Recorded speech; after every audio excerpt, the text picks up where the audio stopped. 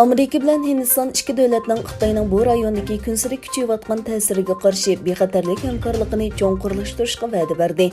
Amerika tashqi ishlar ministri Antony Blinken bilan Hindiston tashqi ishlar ministri Subrahmanyam Jaishankar Hindistonning poytaxti Yangi Dehlida o'tkazilgan uchrashuvda ikki davlat munosabati va rayondagi masalalarni muzokara qildi.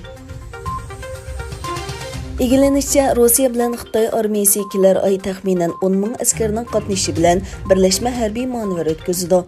Rusiya davlat mudofaa ministrligining bayonotida Rusiya armiyasining ba'zi qismlarining avgustning o'rtalarida Xitoyda o'tkaziladigan g'arbiy qism hamkorlik 2021 harbiy manevrga qatnashadiganligi bayon qilingan. Amerika davlat mudofaa ministri Lloyd Austin Vyetnamni ziyorat qildi va Sharqiy Janubiy Osiyo ellarini qo'llaydiganligi to'g'risida va'da berdi. Austin Xitoyning talash tortishni tinch hal qilish va qonun bilan idora qilishga hurmat qilishni xohlamaydiganligini tilga olib mundaq dedi. Biz Hindistonga tajovuz qilishni ko'rdik. Biz Tayvan xalqiga qaratilgan harbiy harakat va boshqa bostirishlarni ko'rdik. Sharqiy Turkiston rayonida Uyg'ur musulmonlarga qaratilgan irqiy qirg'inchilik va insoniyatga qarshi jinoyatlarni ko'rdik. G'arbiy Balqon davlatlari Serbiya, Albaniya va Shimoliy Makedoniya tarafidan ta'sis qilingan va omma orasida kichik Shengen deb atalgan rayon tashabbusi 3 davlat rahbarlarining Uskubda imzolagan kelishimi bilan ochiq Balqon tashabbusi deb e'lon qilindi. Bu tashabbus doirasida rayon fuqarolarining turmushga qulaylik yaratish uchun kelishimlar imzolandi.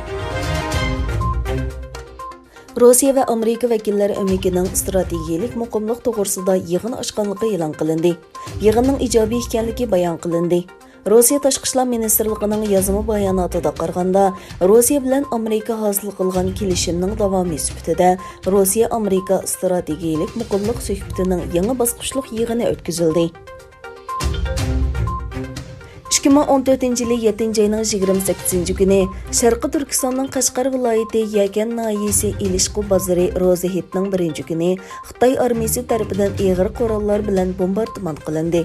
Bu rayondagi 3 yezi bozor xaritadan butunlay g'oyib bo'ldi. Qrim xabar agentligi Ilishqu qirg'inchiligining 7 yillik munosabati bilan e'lon qilingan xabarga qaraganda, voqeada kam deganda 2000 dan ortiq begunoh Uyg'ur qazoga uchirgan. Vaksina emlash surati ostilgan Amerikada vaksina emlashni talab qiladigan sohalar kengayotdi. Google va Facebook shirkatlari ishxonaga qaytishni xohlaydigan xizmatchilarga vaksina emlashni majbur qildi.